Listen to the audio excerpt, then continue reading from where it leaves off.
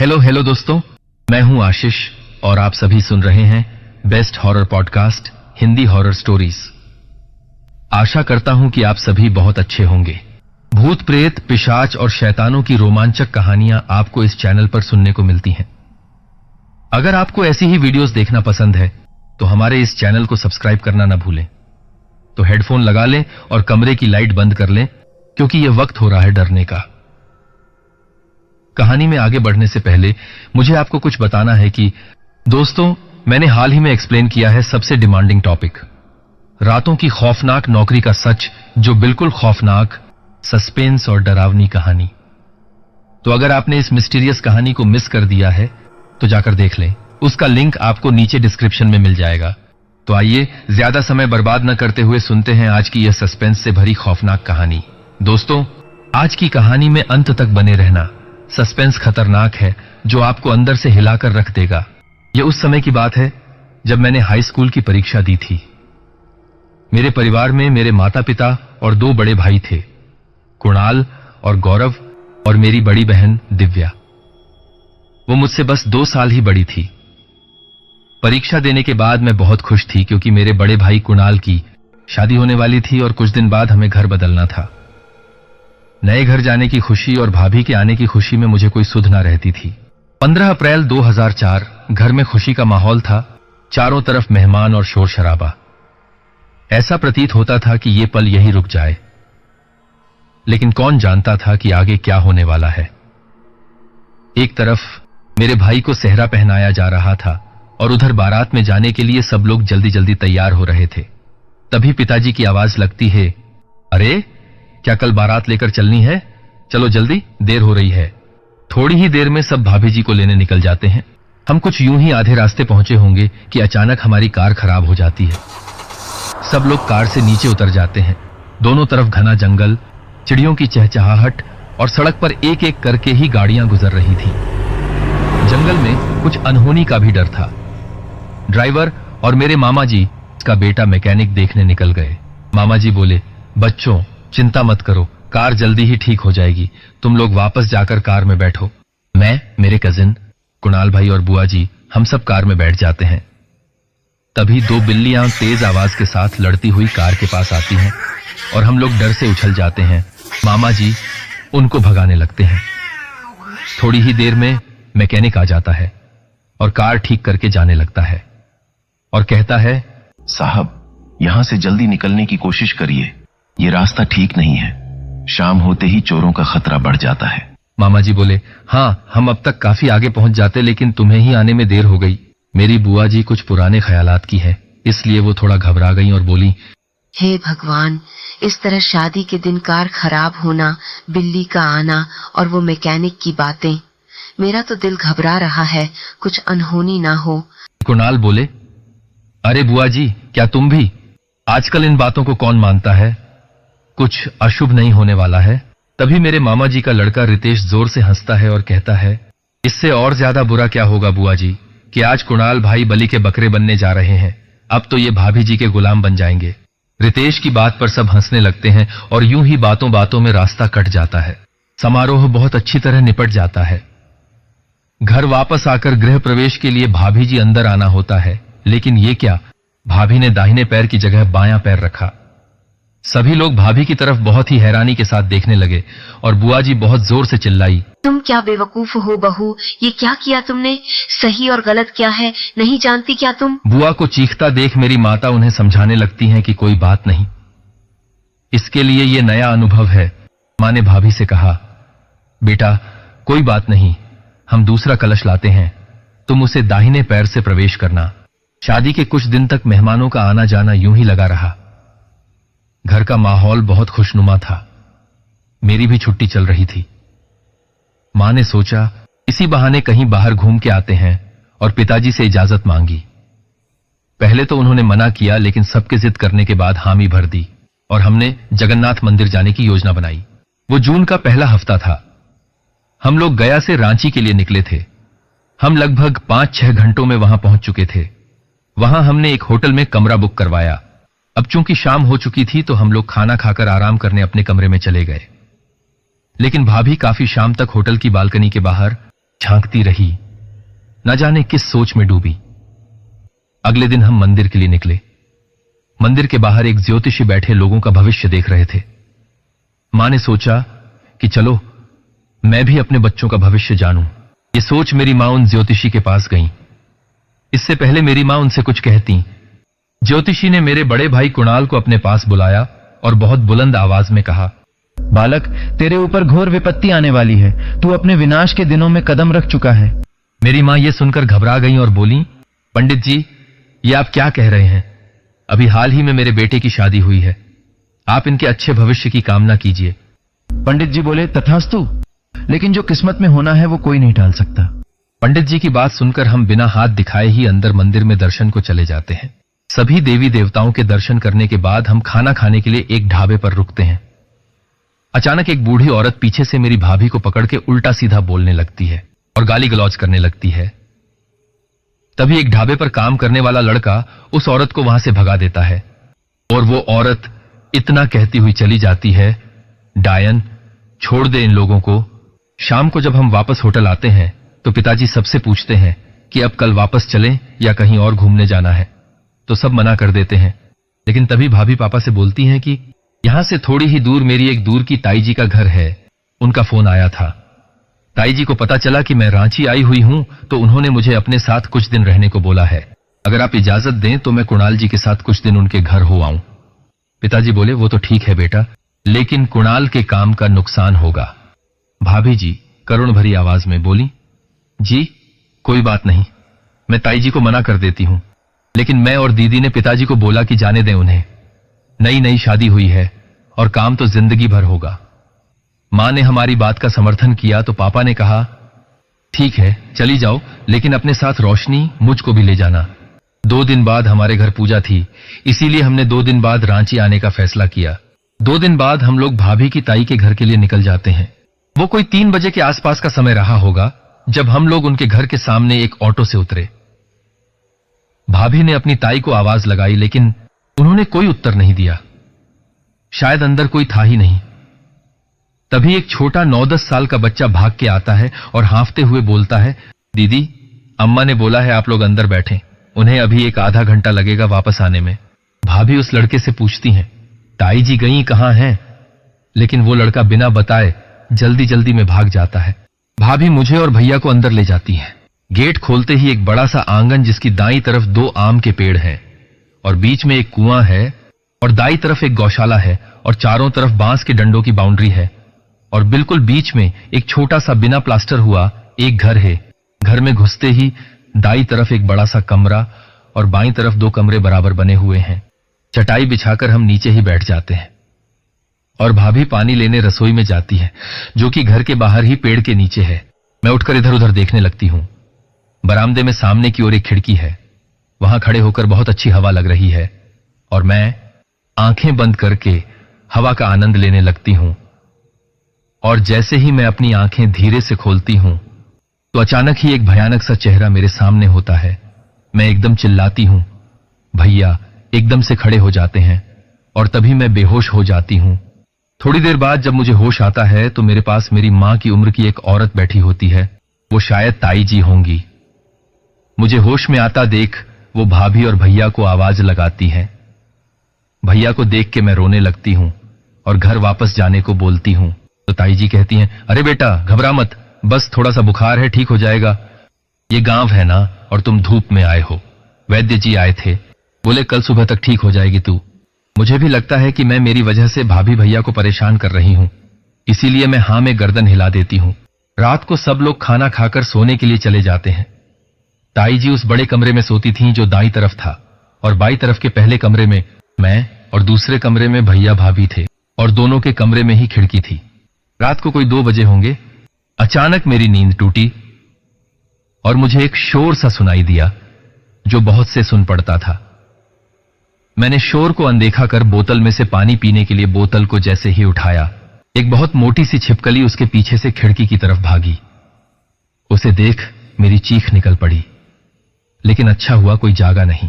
कुछ देर तो मुझे नींद नहीं आई, लेकिन जब नींद की झपकी आने लगी तो ऐसा लगा जैसे वो शोर बराबर के कमरे से आ रहा हो। मैंने कान लगाकर सुना तो अजीब सा शोर आ रहा था। 3 बजे वो शोर एकदम बंद हो गया। मुझे लगा शायद भाई मोबाइल चला रहे हों, तो मैंने ज्यादा नहीं सोचा और मैं भी अपने कमरे में सो गई।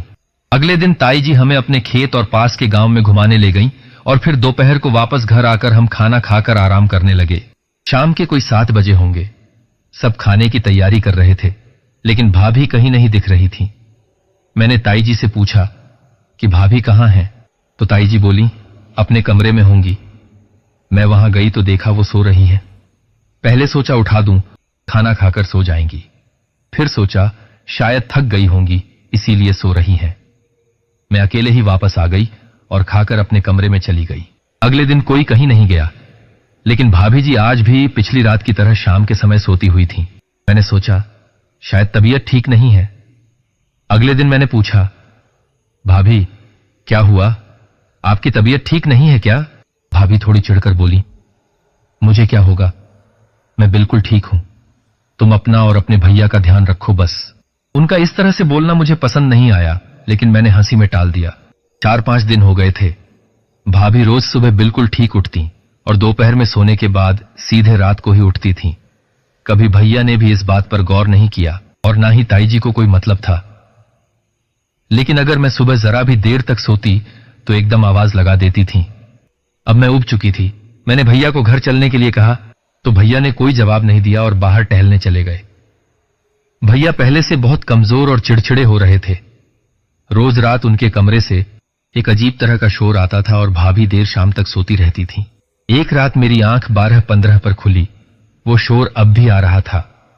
मैंने खिड़की से बाहर की ओर देखा तो देखा कि 4 नग्न औरतें एक चारपाई को चारों कोनों से पकड़कर दूर एक सीध में ले जा रही हैं। उनके कमर पर बस पेड़ के पत्ते बंधे हुए थे जैसे आदिवासियों के होते हैं। मैंने कुछ देर देखा तो वो गायब हो गईं, लेकिन शोर अब भी आ रहा था। मैं बहुत घबरा गई कि रोज इतनी रात को यहां क्या होता है। अगली सुबह मैंने ताई जी से पूछना चाहा कि रात को आपके सामने वाले खेतों में कुछ लोग क्यों आते हैं। ताई जी ये सुनकर थोड़ा सहम सी गईं और मेरी बात को अनसुना करके गाय को चारा डालने चली गईं। भाभी भी वहीं खड़ी थीं। वो गुस्से में मुझसे बोली, रोशनी तुम रात भर सोती नहीं हो क्या, जो ये सवाल पूछ रही हो? मैंने उनका कोई उत्तर नहीं दिया और अंदर भैया के पास चली गई। अंदर जाकर देखा तो भैया खुद से ही बातें कर रहे थे। मैंने उनका ध्यान भटकाया, लेकिन उन्होंने मुझे डांट दिया। मेरी आंखों में आंसू आ गए और मैं घर से बाहर चली गई। मैं ऐसे ही इधर उधर टहलने लगी।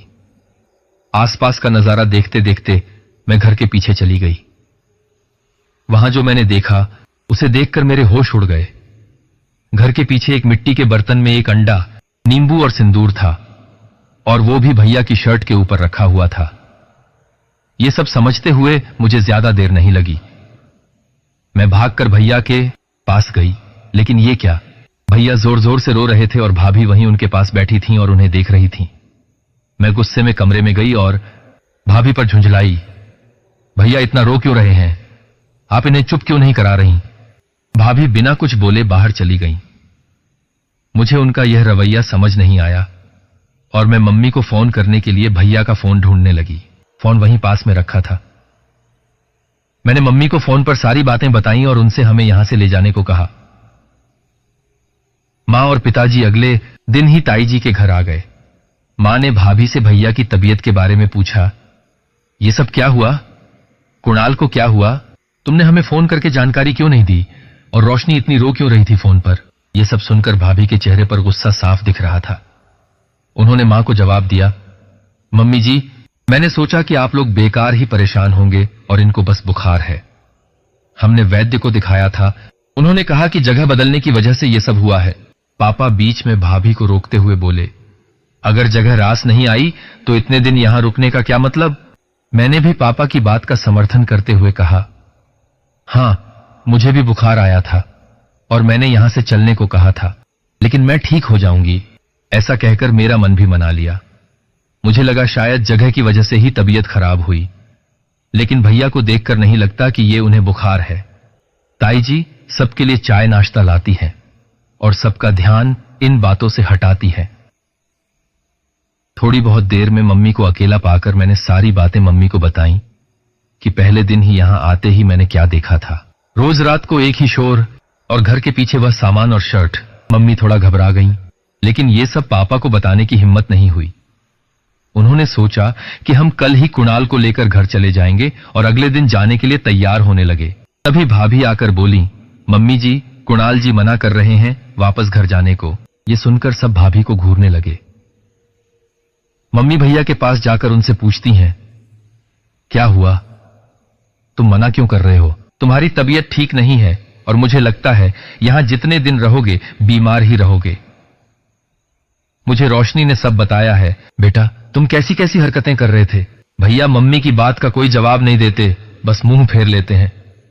पापा भी भैया को बहुत कहते हैं, लेकिन भैया नहीं मानते और वहीं रहने की जिद करते हैं। ताई जी पापा से कहती हैं, अरे भाई साहब, आप फिक्र मत करो, कुणाल ठीक हो जाएगा, आप भी कुछ दिन यहां रुक जाओ और फिर चले जाना। लेकिन पापा किसी की एक नहीं सुनते। वो एम्बुलेंस बुलवा चुके होते हैं और हम अपने घर आ जाते हैं। भैया को हॉस्पिटल में एडमिट कराया गया। वहां उनकी सभी जांचें हुई और सारी रिपोर्ट्स भी नॉर्मल आईं। डॉक्टर ने बस इतना ही कहा कि बुखार दिमाग पर चढ़ गया है। लेकिन दिन पर दिन भैया और भी कमजोर होते गए। हमने 2-3 डॉक्टर बदले, लेकिन कोई भी ठीक नहीं बता पाया कि आखिर बीमारी है क्या। हॉस्पिटल का खर्चा भी बहुत आ रहा था, इसीलिए 1 महीने के बाद हम भैया को घर ले आए और घर पर ही दवाई दी जाने लगी। लेकिन कोई असर नहीं था। भैया की आंखें बिल्कुल अंदर चली गईं और शरीर बिल्कुल हड्डियों का ढांचा रह गया। जब कोई रिश्तेदार उन्हें देखने आता तो भैया को पहचान ही नहीं पाता। मम्मी के मन में ताई जी के घर की बातें आती रहती थीं, लेकिन हमारे पापा इन बातों पर ना तो यकीन करते थे और ना ही हमारे मुंह से ऐसी बातें सुन सकते थे। पापा शुरू से ही बहुत सख्त स्वभाव के थे और अगर इस बारे में उनसे कुछ कहते भी तो उल्टा हम सबकी ही डांट पड़ती, क्योंकि हमने ही बाहर जाने की जिद की थी। घर आने के 2-3 दिन बाद बुआ जी भी भैया को देखने आती हैं और उनके आश्चर्य की हद नहीं रहती।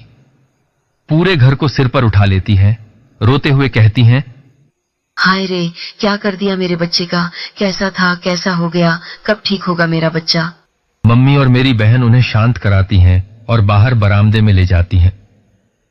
उसी दिन शाम को मम्मी बुआ जी को सारी बात बताती हैं कि ताई जी के घर भैया के साथ क्या क्या हुआ।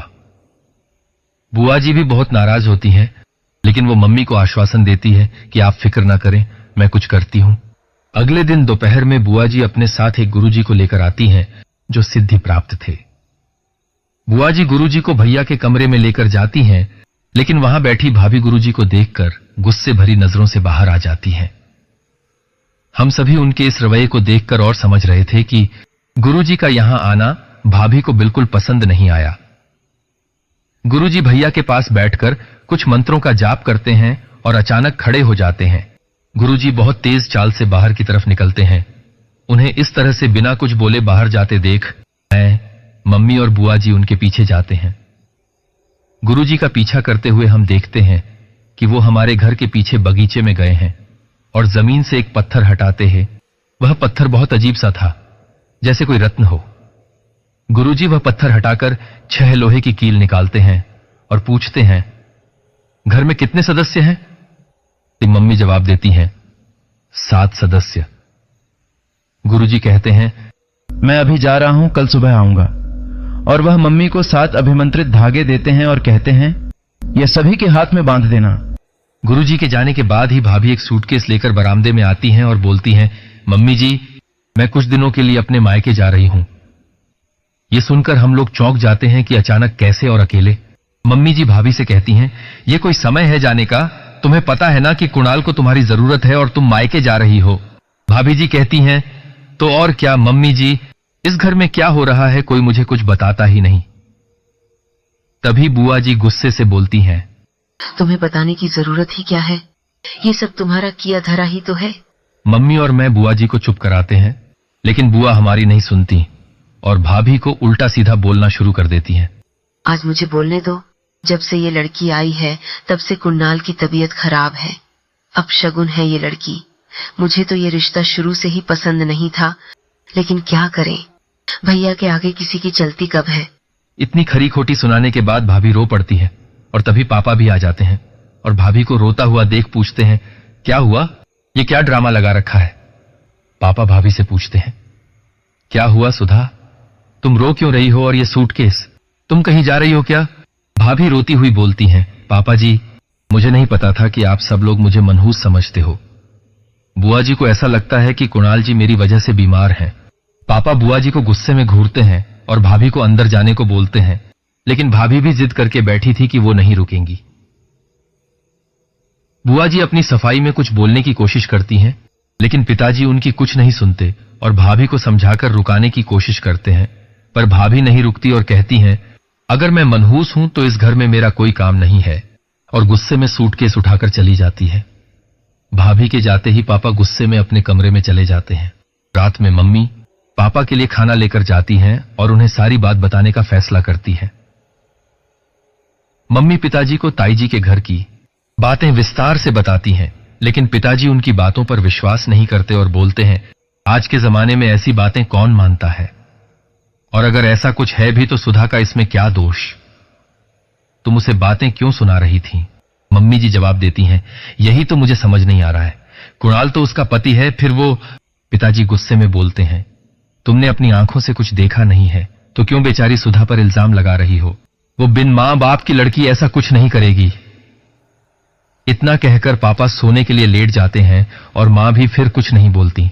अगले दिन गुरुजी घर में आते हैं और एक अजीब सा डर उनके चेहरे पर होता है। वह मम्मी से कहते हैं, तुमने बहुत देर कर दी, अब कुछ नहीं हो सकता। और तभी पापा ऑफिस जाने के लिए कमरे से निकलते हैं। गुरुजी को देख पापा मम्मी और बुआ जी को संदेह भरी आंखों से देखकर ऑफिस के लिए चले जाते हैं। गुरुजी घर में बने एक छोटे से मंदिर में जाते हैं, वहां से कुछ केसर उठाते हैं और उसे कुणाल भैया के बिस्तर पर डाल देते हैं। कुछ ही पल में पूरा बिस्तर का रंग काला पड़ जाता है। ये देख मम्मी और हम लोग सुन्न रह जाते हैं। गुरुजी मम्मी को बताते हैं, कोई तो है जो तुम्हारे बेटे को जान से मारना चाहता है, या यूं कहें कि वह तुम्हारे बेटे की बलि देगा। मम्मी यह सुनकर रोने लगती हैं। बुआ जी कुछ बोलने की हालत में नहीं होती और मम्मी रोते हुए गुरुजी से पूछती हैं, गुरुजी ऐसा कौन करेगा, मेरे बेटे ने क्या बिगाड़ा है किसी का।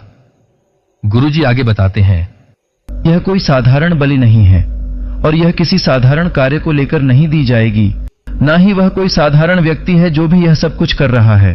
बुआ जी पूछती हैं, गुरुजी यह तो बताए कि इन सब के पीछे कौन है और उससे कैसे हम अपने बेटे को बचाएं। गुरुजी बोलते हैं, इसके पीछे कौन है यह बताना सरल नहीं है और कुणाल को बचाना तो नामुमकिन है। इसमें अघोरी ही आपकी मदद कर सकता है। प्रेतशिला पहाड़ पर एक अघोरी रहता है, वहां पिंडदान होता है। आपको उस अघोरी से कुछ मदद मिलेगी।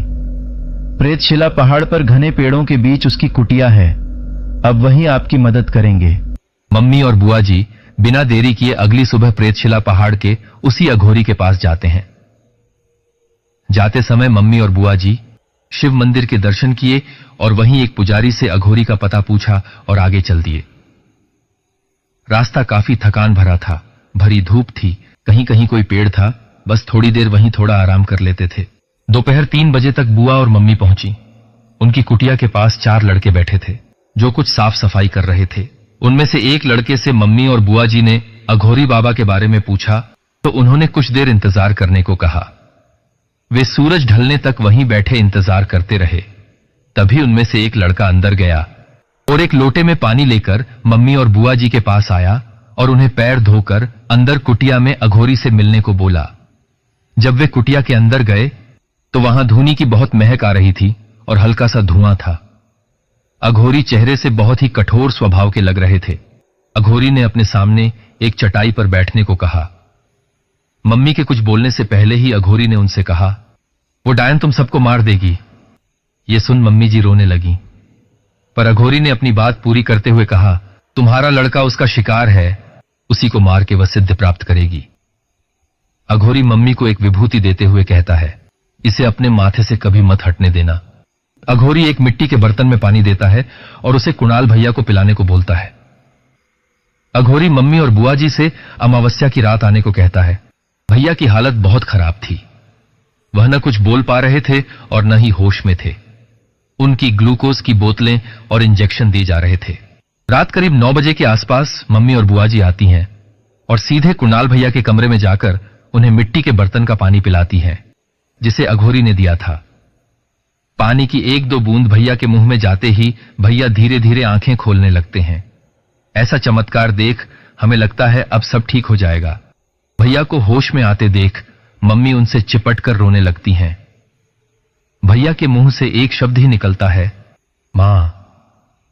बुआ जी भैया को और पानी पिलाती हैं। तभी भैया बोलते हैं, मां मुझे बचा लो, सुधा मुझे मार देगी। ये सुनकर हमारे होश उड़ जाते हैं कि इन सब में उन्हीं का हाथ निकला। मुझे शक तो था कि भाभी का रवैया कुछ ठीक नहीं है हमारे लिए, लेकिन भैया ने उनका क्या बिगाड़ा था जो उन्होंने भैया के साथ ऐसा किया। भैया मम्मी को बताते हैं कि किस तरह सुधा भाभी ने उनका ये हाल किया। ताई जी के घर पहली रात को सुधा ने शिव मंदिर का प्रसाद कहकर एक लड्डू खिलाया और फिर थोड़ी देर में सो गया। फिर जब आधी रात को मेरी आंख खुली तो मैंने खुद को एक नदी के किनारे रेत पर पड़ा हुआ पाया। मुझे एक उल्टी चारपाई पर लेटा रखा था और 4 औरतें मेरे चारों ओर घूम रही थीं। मैंने उठने की कोशिश की तो मेरा सिर बहुत भारी हो रहा था, मैं उठ ही नहीं पाया। उन 4 औरतों को जब मैंने पहचानने की कोशिश की तो उनमें से एक औरत सुधा थी। वे औरतें कुछ मंत्र पढ़ रही थीं और मेरे चारों ओर चक्कर लगा रही थीं। उनकी आवाज सुनते सुनते मेरा सिर दर्द से फट रहा था। मैंने अपनी आंखें बंद कर लीं। मेरे अंदर इतनी हिम्मत नहीं थी कि मैं उठ के वहां से आ सकूं। अगले दिन जब सुबह मैं उठा तो मुझे वो दृश्य याद आने लगा। मुझे लगा कि बुरा सपना था, लेकिन रोज मेरे साथ यही हुआ जितने दिन हम लोग ताई जी के घर रहे। मैंने जब भी चाहा कि सुधा से इस बारे में अगले दिन बात करूं, लेकिन पता नहीं क्यों मैं कह नहीं पाता था। मुझे रोज एक नदी के किनारे ले जाया जाता था।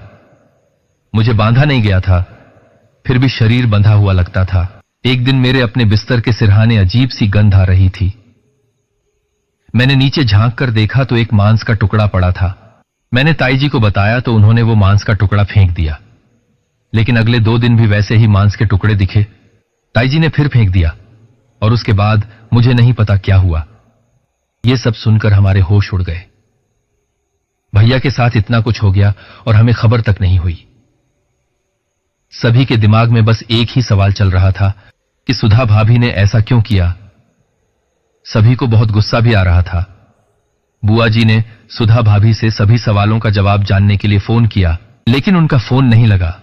शाम को जब पापा घर आए तो हमने उन्हें भैया की बताई हुई सारी बातें बताईं, लेकिन पापा का दिमाग इन सब बातों पर यकीन करने को नहीं कह रहा था। पापा तुरंत भैया के पास गए और उनसे पूछा, क्या तुम ये सब सच कह रहे हो? भैया ने हां में गर्दन हिला दी। ये देखकर पापा के तो मानो जैसे पैरों तले जमीन ही खिसक गई हो। पापा ने भी तुरंत भाभी का फोन लगाने की कोशिश की, लेकिन उनका फोन नहीं लगा।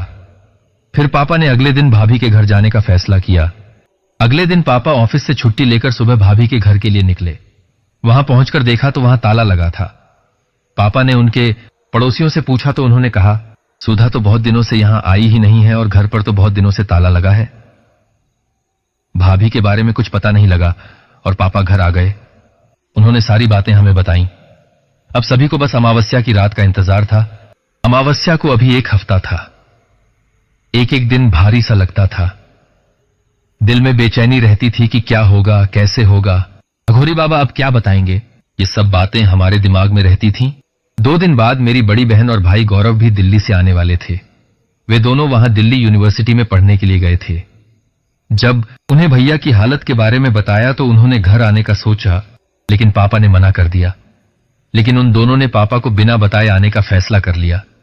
2 दिन भी बस चिंता में निकल गए और फिर तीसरे दिन सुबह ही दीदी और गौरव घर आ पहुंचे और मम्मी उनको देखकर रोने लगी। हम सबका दिल भर आया। कुछ दिन पहले तक कितनी खुशियां थीं और आज अचानक पापा ने दीदी से कहा, तुम लोगों को मना किया था घर आने के लिए, तुम लोगों की पढ़ाई का नुकसान नहीं होगा। बुआ जी दीदी और भैया का साथ देते हुए बोलती हैं, भैया बच्चों को मैंने ही बुलाया है, कुणाल याद कर रहा था इन्हें। इस बात पर पापा ज्यादा कुछ नहीं बोले और नाश्ता करके अपने ऑफिस चले गए। दिव्या दीदी और गौरव भैया ने जब भैया को देखा तो वे भी हैरान रह गए भैया को देखते ही। लेकिन शायद ये सब किस्मत में था। भाभी से भी कोई संपर्क नहीं हो पा रहा था क्योंकि वो अनाथ थीं। तो उनके जानने वालों या उनके रिश्तेदारों को भी हम जानते नहीं थे और जिन्हें जानते थे उनसे पता किया, वे भी सुधा के बारे में कुछ नहीं जानते थे। गुरुजी और अघोरी की बात बार बार दिमाग में आती थी कि क्या सच में भैया के पास अब कम वक्त है। बुआ जी ने सोचा कि यह सब सुधा की ताई जी के घर से शुरू हुआ था। शायद वहीं जाकर सुधा के बारे में पता किया जा सकता है। बुआ जी अगले दिन ताई जी के घर जाने की तैयारी करने लगती हैं। सभी लोग रात का खाना खाकर अपने कमरों में सोने के लिए चले जाते हैं। कुणाल भैया के साथ मम्मी सोती थी। रात के करीब 1 बजे मम्मी चीखने लगती हैं और सभी की आंख खुल जाती है। सभी कमरे में जाकर देखते हैं तो कुणाल भैया को खून की उल्टियां हो रही हैं और जमीन पर पड़ते ही खून का रंग काला पड़ जाता है। ऐसा अजीब मंजर देखकर किसी को कुछ भी समझ नहीं आ रहा था। पापा जल्दी से हॉस्पिटल फोन करते हैं। आधे घंटे तक कोई एम्बुलेंस नहीं आती तो पापा और गौरव भैया कुणाल भैया को बाइक पर ही हॉस्पिटल ले जाते हैं। मम्मी और हम सब लोग भी हॉस्पिटल पहुंचते हैं। वहां रिसेप्शन पर एक लड़की बैठी थी। उससे पूछा तो उसने बताया कि डॉक्टर अभी इमरजेंसी केस में दूसरे हॉस्पिटल गए हैं और आधा घंटा लगेगा। किसी को कुछ भी समझ नहीं आ रहा था, लेकिन पापा उस लड़की से कुणाल भैया को एडमिट करने को बोल देते हैं और भैया को आईसीयू वार्ड में भर्ती करा दिया जाता है। भैया कुछ बोल नहीं रहे थे और उल्टियां भी बंद हो गई थीं, लेकिन नर्स किसी को अंदर नहीं जाने दे रही थी। सभी के मन में बेचैनी थी। आधा घंटा बाद कुणाल भैया के डॉक्टर आते हैं और वे सीधे आईसीयू में जाते हैं। इधर हम सब लोग प्रार्थना कर रहे थे कि बस भैया को कुछ ना हो, क्योंकि उस अघोरी की बातें दिमाग से निकल ही नहीं रही थीं। 10 मिनट बाद डॉक्टर बाहर आते हैं और पापा से बोलते हैं, आई एम सॉरी, हम आपके बेटे को नहीं बचा पाए। और बस ये सुनते ही हॉस्पिटल में मातम छा जाता है। मुझे भी कोई होश नहीं था कि कैसे, कब, क्या हुआ, कौन घर लाया हमें। मुझे जब होश आया तो मैं आंगन में एक चटाई पर लेटी हुई थी। घर में मातम छाया हुआ था और बस चारों तरफ से रोने पीटने की आवाजें आ रही थीं। मेरे सामने ही कुणाल भैया का शव रखा था। उनके आसपास सबने भीड़ लगा रखी थी।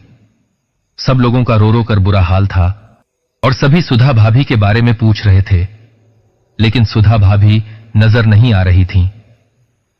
शाम 5 बजे कुणाल भैया का अंतिम संस्कार हो गया था, लेकिन सुधा भाभी का कुछ पता नहीं था। 2-3 दिन कैसे बीते किसी को होश नहीं था। अगस्त का महीना था, घने बादल और हल्की फुल्की बारिश हो रही थी। 2 दिन बाद हमें अघोरी के पास जाना था, क्योंकि उन्होंने हमें अमावस्या की रात को बुलाया था। 2 दिन तक घर में लोगों का आना जाना लगा ही रहा। अंततः वो रात आ गई थी। मैं, बुआ जी, मम्मी पापा और गौरव भैया दोपहर 3 बजे ही अघोरी से मिलने के लिए चल दिए, क्योंकि प्रेतशिला पहाड़ तक पहुंचने में काफी समय लगता है। दिव्या दीदी बुआ जी की लड़की के साथ घर पर ही रुकती हैं। कभी धूप कभी बादल के बीच हम लोग उस अघोरी की कुटिया तक शाम 6 बजे तक पहुंच जाते हैं। वहां उनके 2 शिष्य हमें बाहर बने चबूतरे पर बैठने को कहते हैं। थोड़ी ही देर में एक शिष्य आता है और हमसे बातचीत करने लगता है। वो खुद को एक तांत्रिक का बेटा बताता है। उसकी उम्र करीब 20-21 साल होगी। वह अपनी पिछली जिंदगी के बारे में काफी कुछ बताता है कि उसके पिता जीवन की इच्छाओं को पूरा करने के लिए तंत्र मंत्र सीखने लगे और एक तांत्रिक बन गए। उससे पहले उसके पिता फल बेचा करते थे। एक दिन ध्यान करते समय उसके पिता की मृत्यु हो गई। उस लड़के का इस दुनिया में कोई नहीं है, इसलिए उसने इस अघोरी की शरण ले ली। वह लड़का बताता है, इस अघोरी का साधना स्थान वैसे तो शमशान है, लेकिन हम लड़कों की वजह से वो यहां रहते हैं। जतिन नाम का वो लड़का बहुत ही होनहार सा प्रतीत हो रहा था। जब बुआ जी जतिन को हमारी परेशानी के बारे में बताती हैं तो वो हमें दरहाभूत के बारे में बताता है। यहां आसपास के गांव में अभिचार कर्म करने वाली 4 या 5 औरतें या मर्द होते हैं जो अपनी ईर्ष्या के वश में आकर दूसरों के ऊपर षटकर्म करती है। इनके इष्ट दरहाभूत या शक्तिशाली भूत होते हैं। ये हमेशा दूसरों को अपनी तंत्र क्रिया द्वारा दुख ही देती है। इनके इस काम को सीधे तौर पर गांव में कोई नहीं जानता। आमतौर पर इनके कर्म का कोई सबूत नहीं होता और न पूजा पाठ का। इनके परिवार वाले भी इनकी क्रियाओं को नहीं जानते। जैसे जैसे ये बूढ़े होते जाते हैं, इनकी शक्ति बढ़ती जाती है। इनका मंत्र सिर्फ 2-3 शब्दों का होता है। जिस परिवार को अत्यधिक दुख देना हो, उनके यहां अपने माहवारी कपड़े से जुक्ति बनाकर मंत्र शक्ति से उनके घर के दरवाजे में गाड़ देती है, जिससे वहां किसी भी देवी देवता का प्रवेश निषेध हो जाता है और उनके द्वारा लगाया गया भूत लंबे समय तक दुख देता रहता है। इनकी साधना बड़ी ही गोपनीय तरीके से होती है। ये दीपावली के दिन अपने गांव को मंत्र से बांधकर शमशान में 8-10 के ग्रुप में एकत्र होकर अपने गुरु डायन के समक्ष नग्न होकर कमर में झाड़ू लपेटकर अपने मलमूत्र से जमीन को लीपकर गोल घेरे बनाकर रात भर नाचती है और अपनी शक्ति बढ़ाती है। पहली बार ये अनजाने में या जानबूझकर इस विद्या को सीखती है। तब इनके गुरु मंत्र सिखाने के बाद सिद्धि के लिए बलि मांगते हैं, वो भी इनके पति या प्रिय पुत्र की बलि। इनकार करने पर यह पागल हो जाती है और हां कहने पर बलि के लिए नियुक्त व्यक्ति अपने आप मर जाता है और गांव में या परिवार में किसी को कुछ पता भी नहीं चलता। इनकी सिद्धि होने के बाद ये पेड़ पौधों, पालतू जानवर, पक्षी आदि पर प्रयोग करना प्रारंभ कर देती है और बाद में मनुष्यों पर प्रयोग करती हैं। बहुत सी डाइन इस विद्या को सीखना नहीं चाहती हैं क्योंकि इनका भविष्य अत्यंत दुखदाई और कष्टप्रद होता है। यह बात गांव के सभी लोग जानते हैं, किंतु जो सीनियर या बुजुर्ग डाइन होते हैं उन्हें अपना चेला बनाना अति आवश्यक होता है। स्वयं की मृत्यु से पहले 4 या 5 चेला बनाना उनकी मजबूरी होती है, नहीं तो उनके इष्टभूत स्वयं को बहुत तंग करते हैं। इसलिए वे ऐसे स्त्री या पुरुष को चुनती हैं जिनके अंदर ईर्ष्या की भावना बहुत ज्यादा हो या अपने ही परिवार के किसी सदस्य को चुनती है। उन्हें अपने वश में करके अपने साथ घुमाती फिराती हैं और 4-5 मंत्र सिखा देती हैं। इस तरह से चेला बनाने की प्रक्रिया शुरू हो जाती है। इसके अलावा वे कम उम्र की अपने ही परिवार की 1 या 2 लड़की के ऊपर शक्तिपात कर देती है ताकि उस लड़की के विवाह के बाद उसके ऊपर अपने आप की गुण विद्या जागृत होने लगते हैं। सपने में मंत्र और विधि मिलने लगती है। इस तरह से डाइन बनने की प्रक्रिया होती है। साधारणतया हम लोग सोचते हैं कि डाइन एक अत्यंत खतरनाक, काली और कुरूप दिखने वाली बुढ़िया होगी, जैसा कि टीवी सीरियल में हम देखते हैं, जबकि हकीकत में ऐसा कुछ नहीं है। डाइन तो अत्यंत सुंदर, खूबसूरत, गोरी, काली, 18-20 साल की या 50-100 साल की भी हो सकती है। बीए या एमए, पढ़ी लिखी या अनपढ़ भी हो सकती है। नौकरी पेशा वाली या गृहिणी भी हो सकती है। किसी बहन, मां, भाभी, पत्नी कोई भी हो सकती है। इनकी कोई विशेष पहचान नहीं होती। आज जो साधारण स्त्री है 1 साल बाद डाइन बन जाए और किसी को पता भी न चले, ऐसा भी होता है। ये सब सुनकर हमारे होश उड़ जाते हैं और हम सुधा भाभी के बारे में सोचने लगते हैं, कहीं वह भी तो डायन नहीं है। तभी एक लड़का अंदर से आता है और हमें अघोरी के पास जाने को कहता है। हम लोग अंदर जाते हैं। अघोरी हमसे कहता है, तैयार हो तुम लोग? हमें कुछ समझ नहीं आता कि यह क्या बोल रहे हैं। तभी बुआ जी अघोरी से पूछती हैं, जी बाबा, हम समझे नहीं। शमशान में जाने के लिए तैयार हो? अघोरी ने कहा। हमने एक दूसरे के चेहरे देखे और फिर हां में सिर हिला दिया। हम लोग अघोरी और जतिन के पीछे पीछे चलने लगते हैं। हम लोग प्रेतशिला पहाड़ से नीचे की ओर जाना शुरू करते हैं, लेकिन वह रास्ता अलग था जहां से हम आए थे। हमारे मन में एक अजीब डर था कि अंधेरी रात में हम लोग शमशान जा रहे हैं। एक पल को मेरे मन में यह डर आया कि क्या इस अघोरी पर यकीन करना ठीक है, क्योंकि आजकल ढोंगी बाबा भी बहुत होते हैं। वे सिर्फ पैसे के लिए कुछ भी करते हैं। लेकिन पिछले दिनों जो कुछ भी हुआ उसे भी इनकार नहीं किया जा सकता। रास्ते में अघोरी बताते हैं, डायन को मारा नहीं जा सकता क्योंकि उसने सिद्धि प्राप्त कर ली है। बुआ जी अघोरी से पूछती हैं, हमने डायन का क्या बिगाड़ा है और वह हमारी बहू के वेश में क्यों आई? गरजती हुई आवाज के साथ अघोरी बोलता है, मूर्ख, क्या तुझे अभी तक नहीं पता सुधा और डायन का क्या रिश्ता है? सुधा ही डायन है, जतिन ने कहा।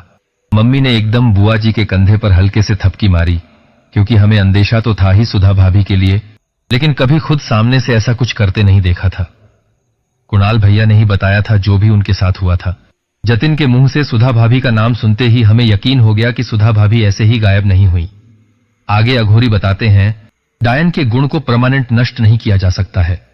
इनसे हर व्यक्ति डरता है और नफरत करता है। इनकी मौत अत्यधिक दर्दनाक और कष्टदायी होती है। इनकी आयु अत्यधिक लंबी होती है।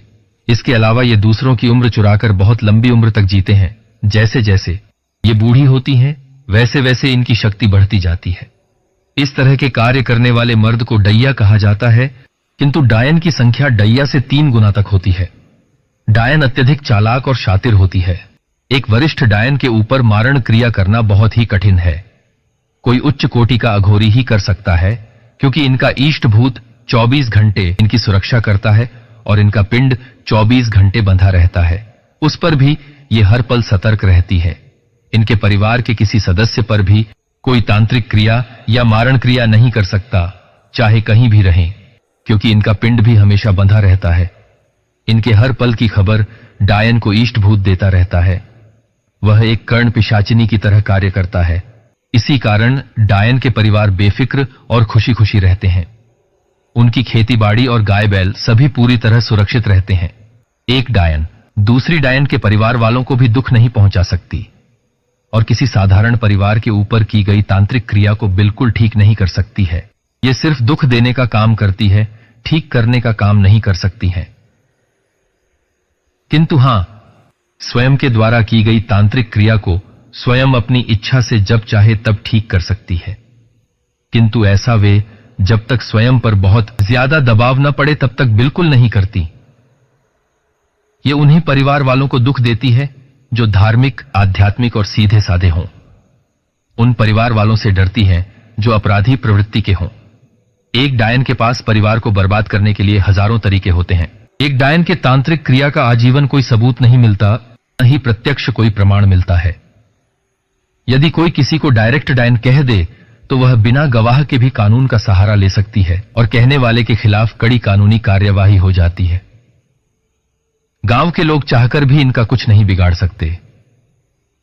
हां, निरंतर किसी न किसी से चुपके चुपके इन पर मारण क्रिया करवाते रहते हैं, इसी उम्मीद से कि शायद किसी का कोई असर हो जाए। कभी कभी तो किसी किसी का किस्मत भूले भटके साथ दे भी देता है और डायन की मृत्यु हो जाती है। यह सब सुनने में काफी अजीब था, लेकिन फिर भी इन बातों पर यकीन करने के अलावा कोई दूसरा रास्ता नहीं था। रात करीब 2 बजे हम शमशान पर पहुंचते हैं। वहां आसपास कोई नहीं होता। अघोरी बाबा एक हवन कुंड रखते हैं और उसके चारों ओर सिंदूर से अभिमंत्रित गोले खींचकर हमें उसमें बैठने को कहते हैं। अपने और जतिन के लिए भी ठीक ऐसा ही गोला बनाकर उसमें बैठ जाते हैं। अघोरी अपने सामने एक प्लेट में 6 सोने के सिक्के जैसे कोई यंत्र रखते हैं और 15-20 मिनट तक ध्यान करते हैं। फिर उस यंत्र में अपने आप ही धुआं उठता है और एक जोरदार आवाज के साथ वह पलटकर हवा में उछल जाता है। अघोरी बाबा वह यंत्र अपने हाथ में ले लेते हैं। उन यंत्रों पर वे कुछ मंत्र पढ़ते हैं और मम्मी, पापा, बुआ, भैया और मुझे देकर बोलते हैं, यह डायन सुरक्षा कवच है, इसे अपने पास रखना। फिर सुधा क्या, कोई भी डायन या भूत प्रेत तुम लोगों का कुछ नहीं बिगाड़ सकता। हम लोग उस कवच को चूमते हैं और एक धागे में बांधकर अपने हाथों में बांध लेते हैं। जतिन अपनी जगह से उठकर आता है और हम सभी के माथे पर विभूति लगाता है। तभी तेज हवा चलने लगती है। बारिश का मौसम तो था ही, लेकिन काले घने बादल उस शमशान के माहौल को और भी डरावना बनाते हैं। उस शमशान के अंधेरे को एकमात्र वह अग्निकुंड ही मिटा रहा था। आसमान में बादल ऐसे लग रहे थे मानो हमारे सिर के ऊपर ही हों और बस अब बारिश होने वाली हो, लेकिन बारिश नहीं होती, बस एक बिजली चमकती रहती है।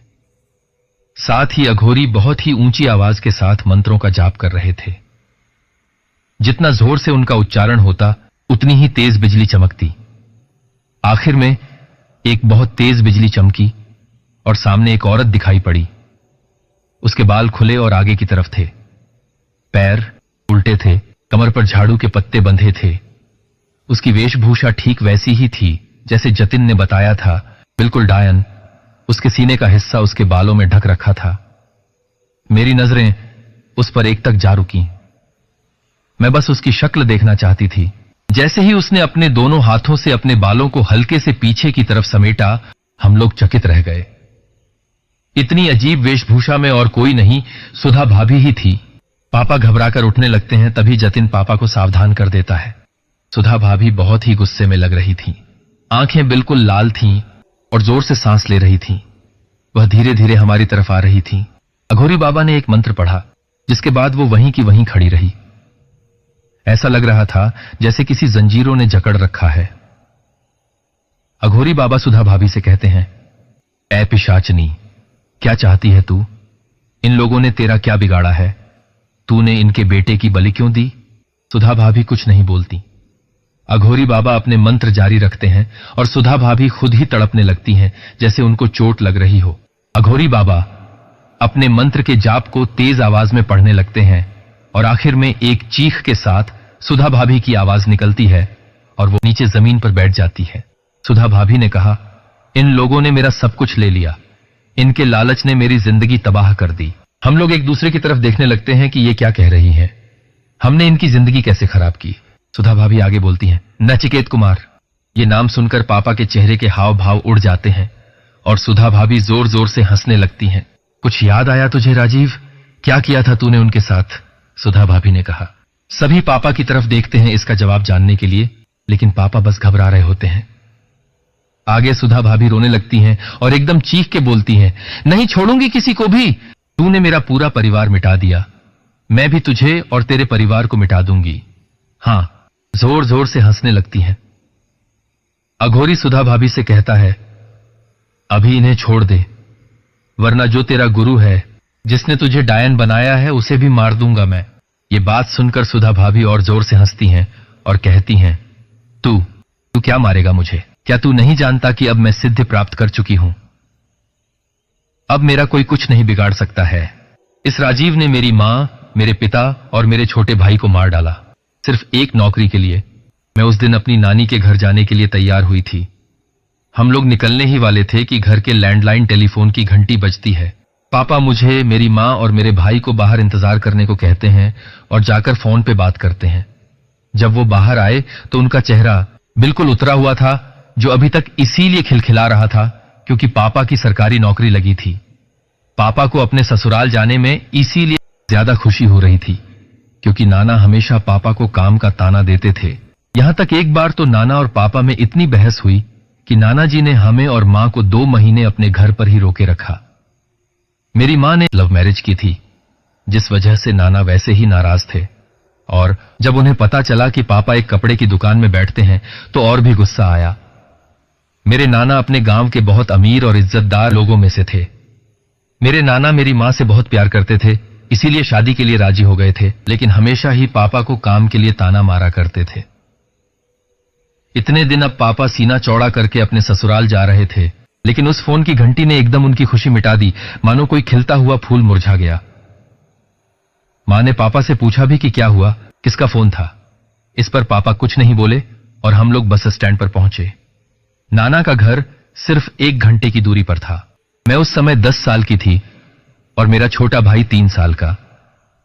भाई को मम्मी ने गोद में ले रखा था और मैं बीच में बैठी थी। मम्मी पापा को लगा कि मैं सो गई, लेकिन बस के झटकों में नींद तो नहीं आती, बस झपकी लगती है। पापा बड़ी ही बेबसी से मां को बताते हैं कि उनकी नौकरी नहीं लगी। पोस्ट ऑफिस के डिपार्टमेंट वालों ने फोन किया था कि गलती से आपके पास फैक्स चला गया, क्योंकि नचिकेत नाम के 2 कैंडिडेट थे और एक जैसी ही क्लासिफिकेशन होने की वजह से थोड़ी गड़बड़ी हो गई। लेकिन मां ये बात मानने तैयार नहीं थी कि ऐसे कैसे गड़बड़ी हो गई। मेरे में उस वक्त इतनी समझ नहीं थी कि मैं समझ सकूं कि एक नौकरी किसी के लिए क्या मायने रखती है। हम लोग नाना के घर पहुंचते हैं। वहां पहुंचते ही नाना के ताने शुरू हो जाते हैं। हमने सुना है कि तुम्हारी नौकरी लग गई, वो भी सरकारी। चलो अच्छा है, तुमने कुछ तो अच्छा काम किया। हमारे लेवल तक तो आ नहीं सकते, कम से कम मेरी लड़की को ठीक से 2 वक्त की रोटी तो खिला ही दोगे। ये सब सुनकर मेरी मां और पापा कुछ नहीं बोले और शाम तक हम लोग घर वापस आ गए। मेरे पापा के माथे पे चिंता की वो लकीरें मैं आज भी नहीं भूली हूं। अगले दिन सुबह ही पापा के एक दोस्त घर आए। मम्मी चाय बनाने लगी और मैं मेरे भाई के साथ आंगन में ही खेल रही थी। पापा के दोस्त ने उन्हें बताया कि मुझे तुम्हारी नौकरी के बारे में पता चला, लेकिन क्या तुम जानते हो ये सब किसने कराया? मेरे पापा को लगा था कि कोई पैसे वाला आदमी ही होगा, तो उन्होंने साधारण स्वर में बोला, कोई भी कराए, मेरी तो किस्मत ही खराब है। उनके दोस्त बोले, अरे भाई, ये सब तेरे ससुर का ही किया है, वो तुझे चैन से जीने नहीं देंगे। तुझे वो राजीव तो याद है ना, जिससे भाभी जी की शादी होने वाली थी? लेकिन जब तेरे ससुर को तेरे बारे में पता चला तो अपनी बेटी की जिद के आगे उनको तुझसे शादी करनी पड़ी। ऐसा नहीं है कि तुझसे शादी के कुछ दिन बाद तेरे ससुर का गुस्सा तेरे लिए कम हो गया, वो आज भी तुझसे उतनी ही नफरत करते हैं।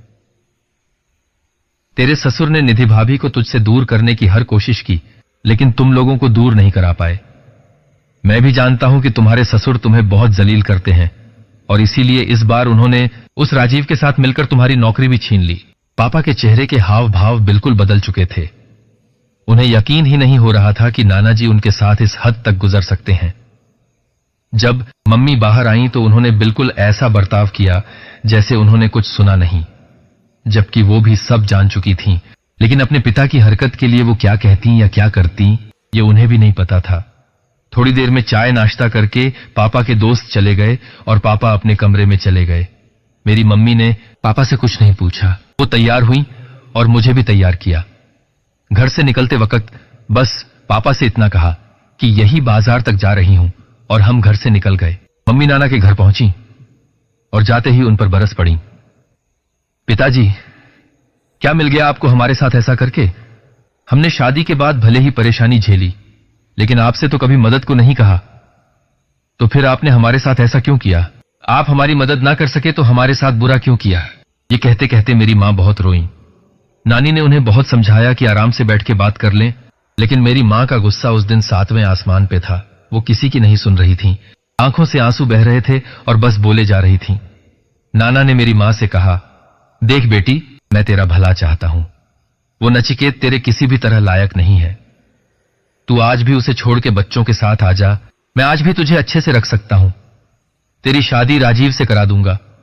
वो बहुत अच्छा लड़का है और आज भी तुझे पसंद करता है।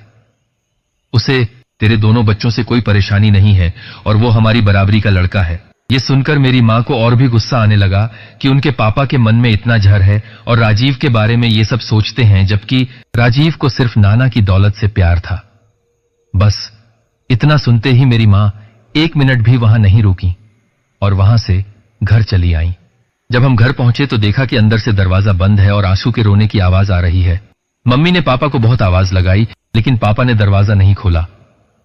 जब मम्मी को कुछ अनहोनी का शक हुआ तो पड़ोस से एक अंकल को बुला के लाई और दरवाजा टुड़वाया और देखा कि बरामदे में पापा पंखे से फांसी लगा के लटके पड़े हैं और आंसू नीचे बैठा रो रहा है। इतने में ही आसपास के और लोग भी आ गए। जल्दी जल्दी पापा को नीचे उतारा और अस्पताल लेकर गए। मुझे मेरी मां ने आंसू के साथ घर पर रहने को बोला। थोड़ी देर में अस्पताल से एम्बुलेंस में पापा सफेद चादर में लिपटे हुए आए और मेरी मां बहुत बुरी तरह रो रही थी। साथ ही साथ पीछे से पुलिस वालों की गाड़ियां आईं और उन्होंने घर की छानबीन की तो उन्हें एक कागज का टुकड़ा मिला जिस पर पापा के हस्ताक्षर थे और उसमें पापा ने लिखा था, निधि मुझे माफ कर देना। तुम दोनों बच्चों को किसी अनाथालय में देकर राजीव से शादी कर लेना। मैं जिंदगी से हार चुका हूं। मुझे लगा था शादी के बाद सब ठीक हो जाएगा, लेकिन हालात बिगड़ते चले गए। मैंने सोचा था कि एक खुशहाल जिंदगी तुम्हें दूंगा, लेकिन मैं हार गया। मैं जानता हूं कि तुम अपने पापा से बहुत प्यार करती हो और तुम दोनों के प्यार के बीच में आ गया, लेकिन अब और नहीं, तुम खुश रहो। पुलिस वाले अंतिम संस्कार कराकर मम्मी को पुलिस स्टेशन आने बोलते हैं, लेकिन मम्मी कोई केस दर्ज नहीं करती क्योंकि वो जानती थीं कि उनके पापा का कोई कुछ नहीं बिगाड़ सकता। पापा की मौत के 1 हफ्ते बाद नानाजी पहली बार हमारे घर आए थे, वो भी सिर्फ मां को इस बात के लिए राजी करने कि वो राजीव से शादी कर ले। लेकिन मम्मी ने उनको खरी खोटी सुना दी और सब लोगों की भीड़ इकट्ठा होने लगी। नानाजी अपनी बेइज्जती देख वहां से इतना कहकर चले जाते हैं, मुझे लगा था कि तेरी अक्ल ठिकाने आ जाएगी, लेकिन तू चाहती ही नहीं कि तेरे बच्चों की जिंदगी सुधरे। तेरा मन हो तो घर आ जाना। राजीव तुझे और तेरे बच्चों को अपनाने को आज भी तैयार है। मम्मी रात दिन बस रोती रहती। आस पड़ोस के लोग आते और मम्मी को समझा बुझा के जाते कि राजीव से शादी कर ले। घर में इतनी परेशानी आ गई थी कि एक वक्त का खाना मिलना मुश्किल होता था। कहीं काम करने जाती तो उन्हें यही कहकर समझा दिया जाता कि अपने पापा के घर वापस लौट जाओ, सब ठीक हो जाएगा। आखिर में सब लोगों की बातों में आकर मेरी मां राजीव से शादी करने के लिए राजी हो जाती है। आखिर में मेरी मां राजीव से शादी के लिए राजी हो गई और वापस नाना के घर जाने का फैसला किया। नाना जी मम्मी और हमें देखकर बहुत खुश हुए और वे समझ गए थे मेरी मम्मी ने फैसला उनके हक में ही किया है। बिना कुछ पूछे वे जल्दी जल्दी हमारा स्वागत करने लगे। नानी ने जल्दी से खाना पानी दिया। मैंने और मेरे भाई ने पेट भरकर खाना खाया क्योंकि हमने बहुत दिनों से पेट भर खाना नहीं खाया था। उसी रात नाना जी ने राजीव अंकल को घर पर बुलाया और मम्मी से अकेले में जाकर कुछ बात की। मैं नहीं जानती कि उनके बीच क्या बात हुई, बस मैं अपनी मां को दूर से रोता हुआ ही देख सकती थी। अगले 2 दिन बाद मेरी मम्मी की राजीव अंकल से शादी होने वाली थी। मेरी मां इस शादी से बिल्कुल भी खुश नहीं थी, लेकिन मेरे नाना जैसे अपना सपना पूरा होते देख रहे थे, वे बहुत खुश थे। 2 दिन बाद रात में सिर्फ घर के लोग थे और पंडित जी को शादी के लिए बुलाया गया था। लेकिन उस दिन नाना के चेहरे पर खुशी के साथ कुछ तनाव भी दिख रहा था। शादी का मुहूर्त रात 9:30 बजे का था। करीब 8 बजे मेरी मां मेरे भाई आशु को नाना जी के कमरे में सुला रही थी। मैं उनके ठीक सामने बरामदे में बैठी हुई फूलों की माला जड़ रही थी और सबको देख भी रही थी कि कैसे सब लोग जल्दी जल्दी कर रहे हैं। कोई फल की टोकरी ला रहा है तो कोई पूजा का सामान। तभी मैं देखती हूं कि राजीव अंकल बहुत गुस्से में ऊपर से आ रहे हैं और मेरे नाना जी उनके पीछे पीछे आ रहे हैं। उसी समय मेरी मम्मी ने भी मुझे आवाज लगाई और बोली, जब तक मैं ना आऊं तब तक अपने भाई के पास ही रहना। मैंने हां में सिर हिलाया और मम्मी जाने लगी। जाते जाते मम्मी रुक गईं और दरवाजे की तरफ कान लगाकर सुनने लगी।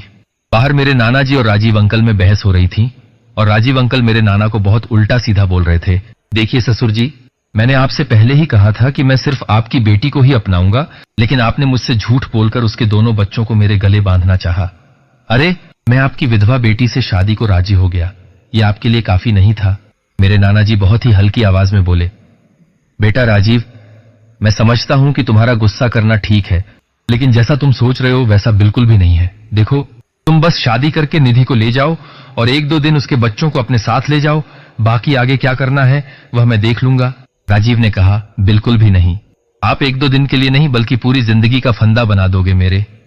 शादी तभी करूंगा जब आप निधि से अभी बात करो कि उसे बच्चों को यहीं छोड़ना पड़ेगा।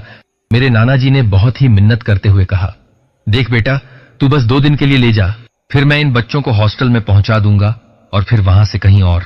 ये सब बातें मेरी मां और मैं सुन रही थी। हमें तो जैसे अपने कानों पर यकीन ही नहीं हुआ। हमारे लिए इतनी बड़ी साजिश हो रही थी। आखिर में राजीव अंकल ने नाना जी से कहा, अब एक ही रास्ता है, इन दोनों बच्चों को जान से मार दो। नाना जी चौंक पड़ते हैं, ये क्या कह रहे हो? राजीव ने कहा, हां, मैं सही कह रहा हूं, क्योंकि मैं जानता हूं कि ये बच्चे निधि से दूर नहीं रह सकते और निधि भी कभी इन बच्चों को अपने से दूर नहीं करेगी और आप हॉस्टल भेजने की बात करते हो। नाना जी ने कहा, लेकिन ऐसे कैसे? नाना जी आगे कुछ बोलते, लेकिन राजीव उन्हें चुप करते हुए बोले, अब कुछ नहीं सुनना मुझे, आपके पास आधे घंटे का समय है, सोच समझकर मुझे बता दीजिए। यह सब सुनकर मेरी मां मेरे सोते हुए भाई को उठाती हैं और मेरा हाथ पकड़कर खींचकर बाहर लेकर जाती है। जैसे ही दरवाजा खोलती है, नाना जी एकदम घबरा जाते हैं कि कहीं निधि ने सारी बातें सुन तो नहीं ली। नाना जी मम्मी से कुछ बोलते, उससे पहले ही मेरी मां हमें लेकर बाहर निकल जाती है। पीछे से नाना जी बहुत आवाज लगाते हैं, बेटी निधि सुनो, मेरी बात सुनो, ने जैसा तुम सोच रही हो वैसा नहीं है। मेरी मां तेज कदमों के साथ हमें पता नहीं कहां लेकर जा रही थी। नाना जी, नानी जी, मामा और राजीव अंकल भी हमारे पीछे पीछे थे। उन सबको हमारे पीछे आता देख मम्मी हमें लेकर भागने लगी। मम्मी को बस अब उनसे दूर जाना था और वह इतना दूर चली गई कि किसी ने सोचा भी नहीं।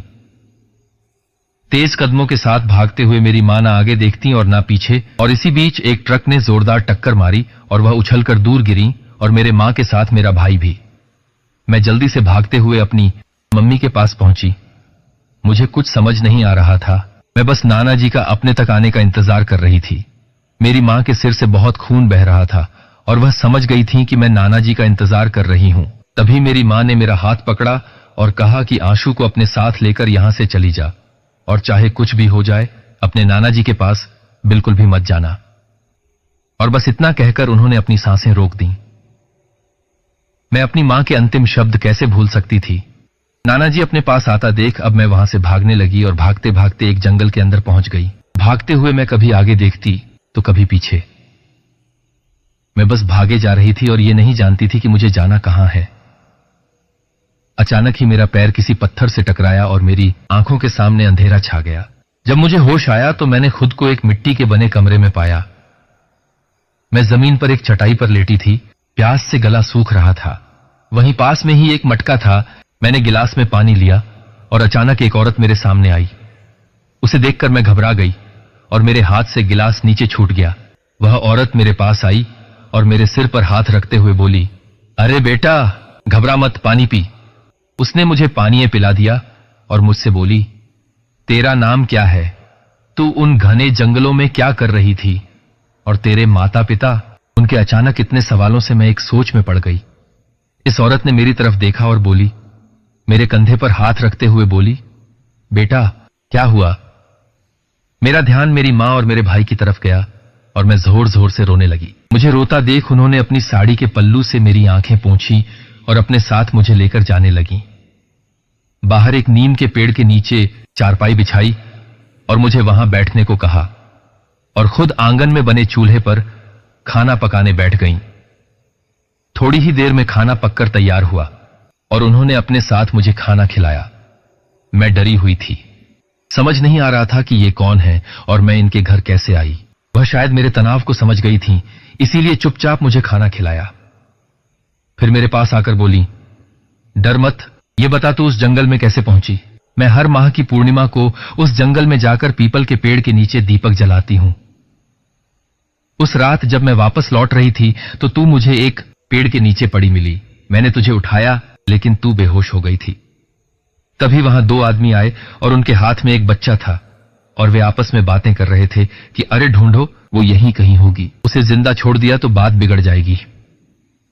इसीलिए मैंने तुझे वहीं एक पेड़ के नीचे पत्तों से ढक दिया और जब वे लोग आगे चले गए तो मैं तुझे उठाकर अपने साथ अपने घर ले आई। कौन थे वे लोग? मैंने उन्हें अपनी सारी कहानी सुनाई कि किस तरह मेरी मां के साथ धोखा दिया गया। मेरी सारी बातें सुनकर उन्हें भी बहुत गुस्सा आया। उन्होंने मुझे पुलिस के पास ले जाने को कहा तो मैंने मना कर दिया क्योंकि पुलिस भी मेरे नाना जी की बातें ही मानती। मेरी स्थिति को गंभीर समझते हुए उन्होंने मुझे अपने साथ रखने का फैसला किया और तब से मैं उन्हीं के साथ रहने लगी और उन्हें मैं ताई जी कहती थी। एक दिन मैंने उन्हें नदी के किनारे कुछ तंत्र मंत्र करते देखा तो उसके बारे में मैंने उनसे पूछा तो उन्होंने मुझे कुछ नहीं बताया। मैं अक्सर ही अपने माता पिता के बारे में सोचकर मायूस होती थी। ताई जी हर तरह से मेरा ध्यान बटाने की कोशिश करती थी। कभी कभी तो मुझे अपने मान बाबा की इतनी याद आती थी कि 2-3 दिन तक मैं खाना ही नहीं खाती थी। फिर एक दिन उन्होंने मुझसे अपने तंत्र मंत्र करने की बात का खुलासा किया, शायद मेरी गंभीर हालत देखते हुए। उन्होंने मुझे बताया कि तुम्हें बदला लेना चाहिए अपने परिवार की मौत का या सब कुछ भूलकर आगे बढ़ो। मैं अपनी जिंदगी में आगे नहीं बढ़ पा रही थी, इसीलिए मैंने इस राजीव से बदला लेने की सोची और मैं कामयाब भी रही थी। लेकिन उसकी बहन रोशनी, उसने मेरे किए कराए पर पानी फेर दिया, पीछे पीछे परछाई की तरह रही। इतना कहते ही सुधा भाभी जोर जोर से चीखने लगी। अघोरी उस पर कुछ पीले रंग की विभूत जैसी कोई चीज फेंकता है और सुधा भाभी बेहोश हो जाती हैं। इसके बाद वह लगभग आधे घंटे तक कोई मंत्र का जाप करता है और फिर जतिन से सुधा भाभी के बाल काटने को बोलता है। जतिन अपनी जगह से उठकर उसके बाल काट कर ले आता है। अघोरी उन बालों को किसी द्रव्य में डुबोकर अग्निकुंड में डाल देता है और हमें बताता है इस डायन की साधना पूरी होने में अभी 3 दिन बाकी हैं, क्योंकि एक बलि लेने के बाद अमावस्या की रात को इन्हें अपनी पूजा को पूरा करना होता है और अमावस्या में 3 दिन बाकी हैं। डायन को खत्म नहीं किया जा सकता, लेकिन तुम लोगों का भाग्य तुम्हारे साथ है। मैं इसे अपने कब्जे में कर लूंगा क्योंकि इसकी साधना अभी अधूरी है। ये सुनकर हम सभी को बहुत सुकून मिलता है और हम वहां से अघोरी के दिए हुए सुरक्षा कवच लेकर चले जाते हैं और पहले की तरह जीवन जीने की कोशिश करते हैं। फिर भी मन में एक डर था जो आज भी कायम है। जिंदगी में इतना तो पता चल गया था कि अगर हम किसी के साथ बुरा करते हैं तो वह बुराई लौटकर वापस आती ही है, कम या ज्यादा। तो दोस्तों, ये कहानी यहीं पर समाप्त होती है। आप लोगों को मेरी कहानी कैसी लगी मुझे कमेंट में जरूर बताइए। अगर आपको पसंद आई हो तो वीडियो लाइक करके चैनल को जरूर सब्सक्राइब करें और इस वीडियो को जितना हो सके उतना शेयर करें। तो मिलते हैं आपसे अगली वीडियो में। और हाँ, कहानी कैसी लगी जरूर बताना। धन्यवाद।